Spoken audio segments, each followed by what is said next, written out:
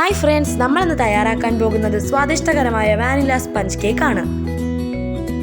Cake ഉണ്ടാക്കാനായി ഒരു അരിപ്പയിലേക്ക് 1 cup മൈദ, 1/2 teaspoon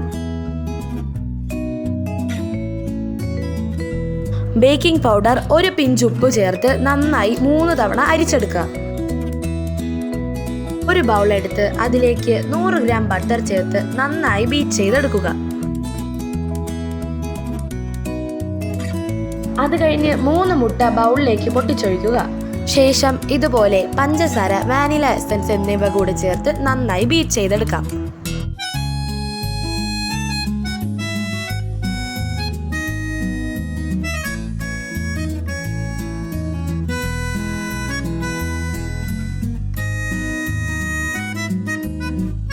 ഇനി നമ്മൾ അരിച്ചു വെച്ചിരിക്കുന്ന മാവ് ഇതിലേക്ക് കുറച്ചായി ചേർത്ത് മിക്സ് ചെയ്തെടുക്കാം.